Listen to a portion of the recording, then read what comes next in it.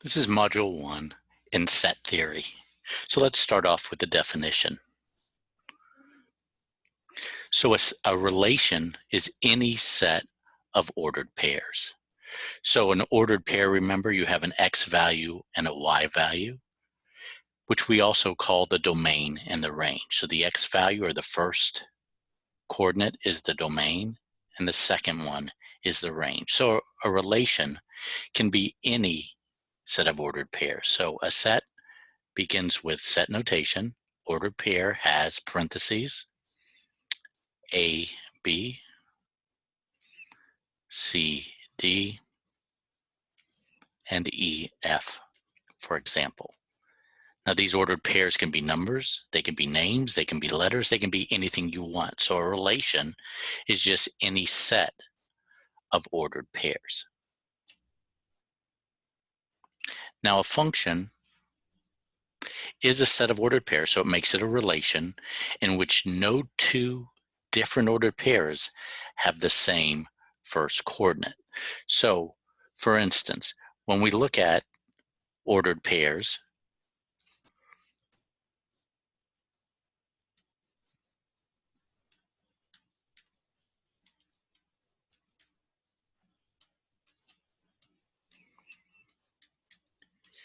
you notice that all of the domain, the first elements, the first coordinates are different. If they're different, then the relation is a function. So if at any time there's a repeat of our first element or our domain, like we have 1 with 2, then 1 with 3, this would not be a function. So again, a function is a set of ordered pairs, which makes it a relation, in which no two different ordered pairs have the same first coordinate. Okay, so now let's look at graphing. So it says determine whether the graph shown to the right represents a function. So we use what's called the vertical line test. So the vertical line test is when we draw a vertical line, and you can just run it across the entire graph. And we're interested in how many times that vertical line touches the graph. So when we draw a vertical line, you notice in this case that the graph hits, or the line hits the graph in two different places. If that's the case, that means this x value has more than one y value. So this would make it not a function. So in using the vertical line test, the vertical line can only hit the graph in one place. If it hits it in more than one place at any time, then it is not a function. So let's look at the next example. Here we have an absolute value graph. And so we look at this graph, and if we were to draw a vertical line anywhere, you'll notice pretty much anywhere we draw it, it would only hit the graph in one place. If your vertical line hits the graph in only one place, then this graph would be a function. Okay, the next concept we're going to talk about is evaluating functions. So what you're going to be doing is plugging in values into a given function. So in this case, they're giving us the function, and the function is g of x equals 3x minus 2. So we have three different problems to do, or three different examples. So the first one's g of 5. So when we're evaluating or finding g of 5, it says we're using the g function. And you notice the name of this function is g of x. So it's saying we take the g function and we're plugging in 5 for every instance of x that we see. So you notice it has x in parentheses after the g, so it says g of x equals 3x minus 2. So in place of the x, we're going to put in a 5. So this becomes 3 times 5 in place of x minus 2. Now you're going to follow your order of operations in order to finish simplifying. So we have 3 times 5, which is 15, minus 2, and 15 minus 2 is 13. So g of 5 equals 13. Next, we have g of negative 2. So again, it's telling us we're using the g function, in this case, g of x equaling 3x minus 2, and we're replacing negative 2 in for every instance of x. So instead of it being 3x, we have 3 times negative 2 minus 2. So notice the 3 and the negative 2 don't change. The only thing that happens is whatever's inside parentheses, in this case negative 2, replaces the x in the original function. Now we follow our order of operations. 3 times negative 2 is negative 6, minus 2, and negative 6 and negative 2 give us a negative 8. Our last example with the g function is we have g of a plus 1. So again, it's telling us to use the g function, which is the only function defined in this example.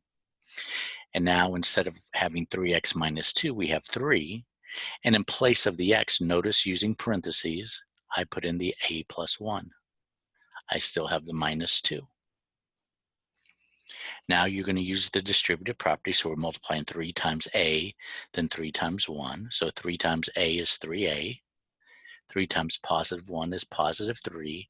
And remember, we still have the minus 2.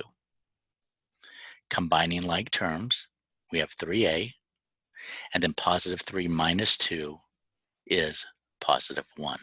So our answer of g of a plus 1 is 3a plus 1.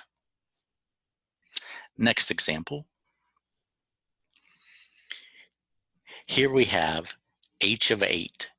The function defined as h of x. Notice the h is just the name of the function.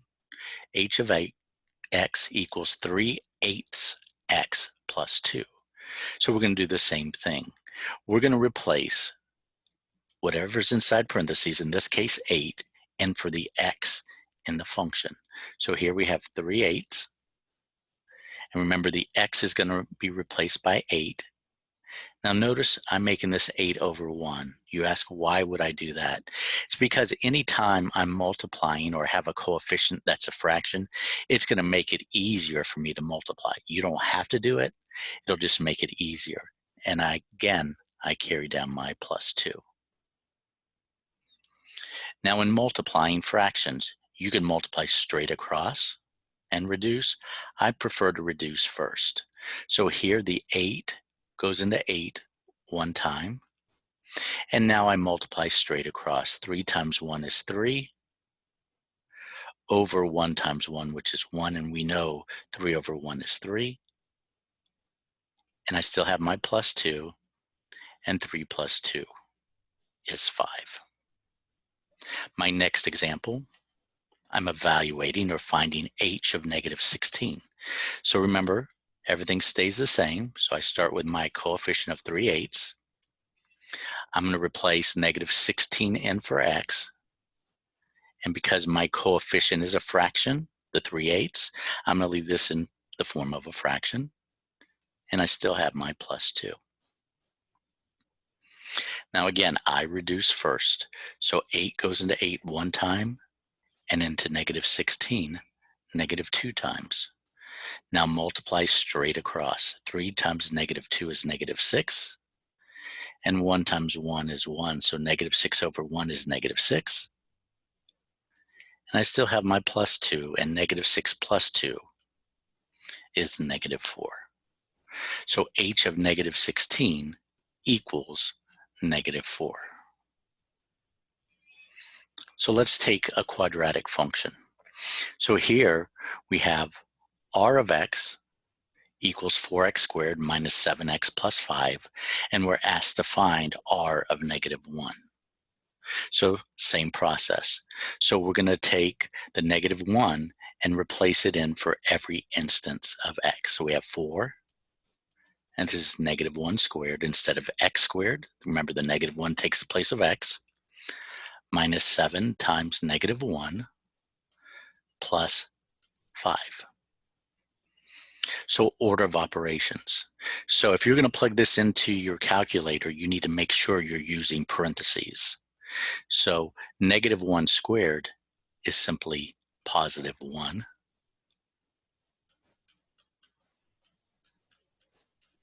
4 times 1 is 4.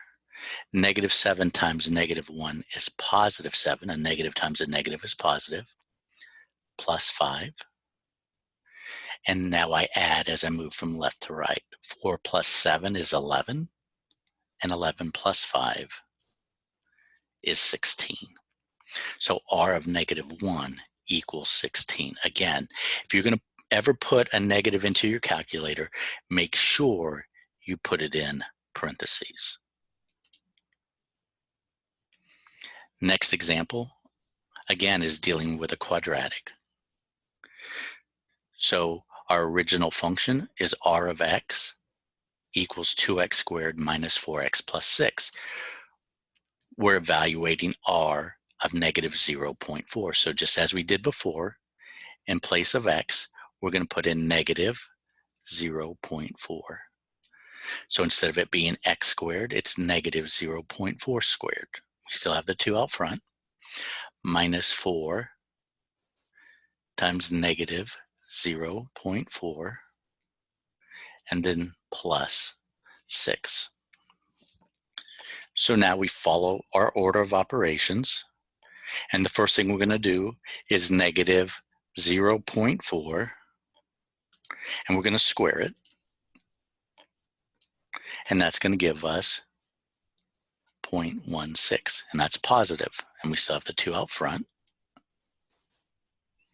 Next, we're going to take the -4, and we're going to multiply that times 0.4.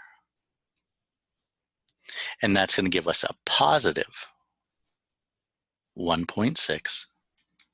And we still have our plus 6. Now, when you multiply 2 times 0.16, you get 0.32 plus 1.6 plus 6.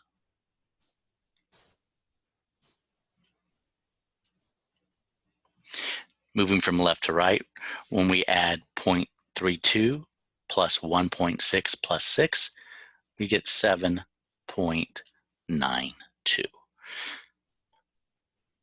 So R of -0.4 is 7.92.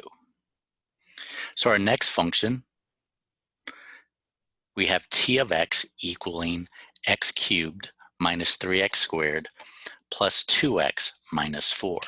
So remember, we're evaluating or finding t of 2. So the 2 is going to take the place of x. So this becomes 2, and notice I'm using parentheses. 2 cubed minus 3 times 2 squared plus 2 times 2 minus 4. Notice inside parentheses, the 2 replaced the x, and I use parentheses in every case. So now I'm going to follow my order of operations. 2 cubed is 8. 2 times 2 is 4 times 2 is 8. Minus 3 times 2 squared, and 2 squared are 4. Plus 2 times 2 is 4 minus 4. So here I have 8. -3 times 4 is -12. Plus 4 minus 4. So to finish, following my order of operations, I work from left to right. 8 minus 12 is -4. Plus 4 is 0. Minus 4 is -4. So my answer to this problem is simply -4.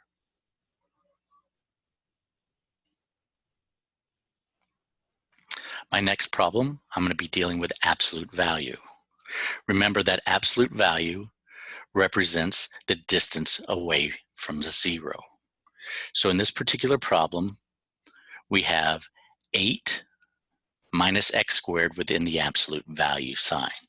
So we do the exact same thing. So we have the absolute value of 8 minus, notice again, I'm using parentheses, 4 squared. So this is the absolute value of 8 minus 16. 8 minus 16 is negative 8. Only when you finish simplifying do you find the absolute value. So this is saying the absolute value of negative 8. How far is negative 8 away from 0? How many units? And it's 8. So our answer to this is 8. Remember, absolute value is positive or 0, and it represents the distance a number is away from 0. So negative 8 is 8 places away from 0. Now here we have the function f of x equals 2x minus 14. Again, we replace the negative 1/2 in for x. So here we have 2 times negative 1/2 minus 14. And as I did before, to make life easier on me, if I'm multiplying a number times a fraction, I make them both fractions. It just makes it easier. So in this case, I can reduce first. So the 2 goes into the 2 one time. And 1 times negative 1 is negative 1 over 1 times 1, which is 1. So that just stays negative 1 and negative 14. So negative 1 and negative 14 add to a negative 15.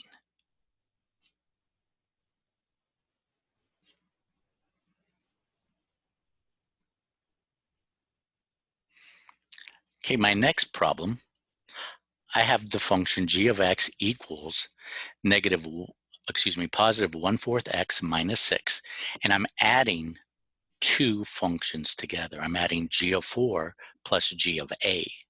So the easiest way to do this is to simplify or evaluate each one first individually and then add the answers together.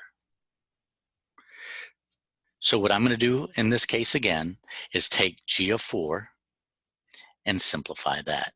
So this becomes g of 4 equals 1/4 times 4.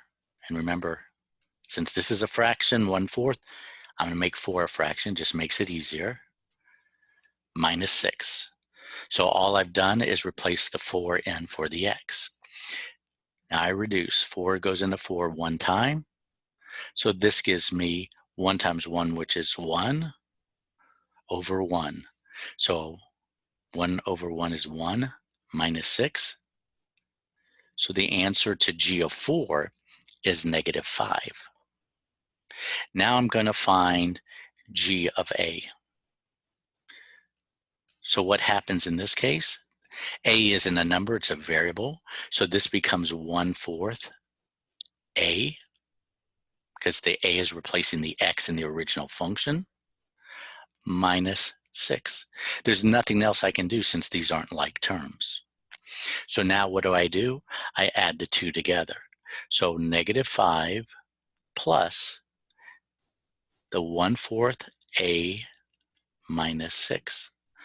Always put this in parentheses, even though in this case it's not going to make a difference. If it's a subtraction problem, it's going to change the value of each of these. So now I'm going to remove parentheses, and the rule is this. Anytime you just have a plus sign in front of parentheses, you just drop the parentheses and nothing changes, because it's assumed to have a positive 1 in front, and when you multiply anything times positive 1, nothing changes. So my last step is to combine like terms. So I only have one term that has an a, so that's 1/4 a, and I have negative 5 and negative 6. When I add negative 5 to negative 6, I get negative 11. So my answer would be 1/4 a minus 11.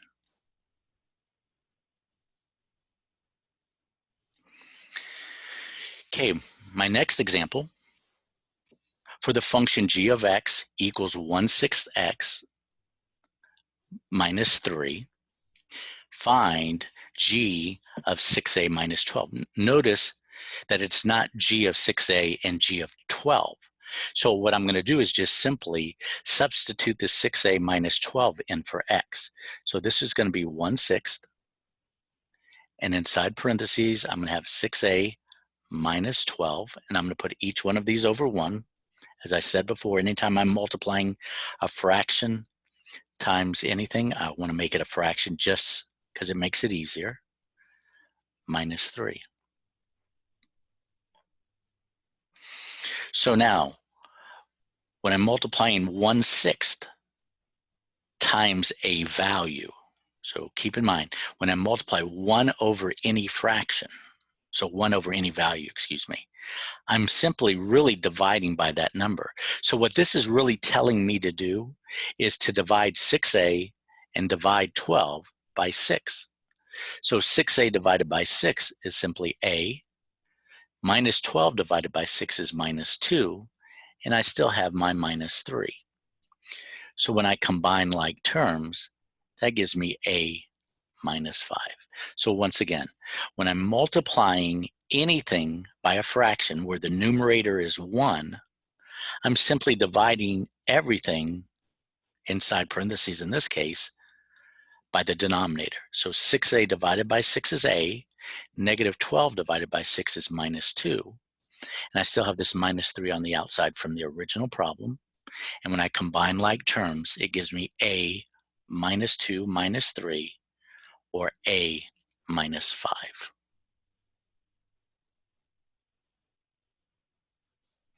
Okay, let's take another one with fractions, since fractions seems to be a sticking point for most students. So the process is still the same. Nothing changes. So in other words, I'm given a function and I'm told what to substitute in for x. So in this case, I have 2, and this is 1/2 squared plus 8 times 1/2 minus 7. So what I'm going to do before I make these coefficients fractions as well is I'm going to go ahead and simplify 1/2 squared. So 1/2 squared means 1/2 times 1/2. So when I multiply the numerators, I get 1. When I multiply the denominators, I get 4. So this is really 2 over 1 times 1/4 plus 8 over 1 times 1/2 minus 7. So again, I'm going to reduce first. So 2 goes into 2 one time, and the 4 2 times. So when I multiply the numerators, 1 times 1 is 1, and 1 times 2 is 2. So that gives me 1/2. In this case, 2 goes into 2 one time, and into 8 4 times. So again, when I multiply straight across, that gives me 4 over 1, which is simply 4 minus 7. Okay, so now I need to simplify by combining like terms. So I'm going to add and subtract as I move from left to right. So I need to make all of these a fraction having a common denominator. So the common denominator is 2. So this stays as 1/2. Now I need to change 4 over 1 so that the 1 becomes a 2, so I have a common denominator. So to do that, I multiply numerator and denominator by whatever it takes to give me 2. So I know I multiply each by 2. So this gives me 4 times 2, which is 8. And in the denominator, 1 times 2, which is 2. And think about it, 8 divided by 2 is 4. So this would reduce to 4. Same thing with the 7 over 1. So I need to multiply numerator and denominator by 2. So this would give me minus 14 over 2. And again, 14 divided by 2 is 7. So that would reduce, and it is the same thing as negative 7. Whenever you're adding and subtracting fractions, remember the denominator stays the same. And I add or subtract the numerator. So I have 1 plus 8, which is 9, and 9 minus 14 is negative 5. So my answer to this problem would simply be negative 5 over 2.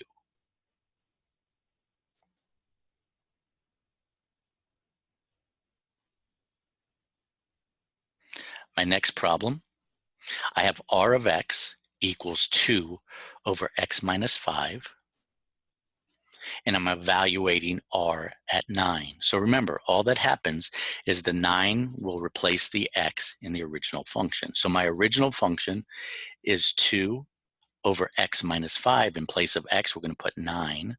So we have 9 minus 5 in this case.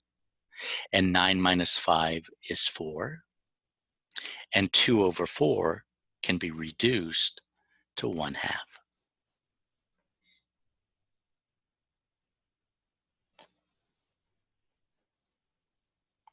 Our last example, we have r of x equals 6 over x minus 3, and it says find r of a squared. So same thing.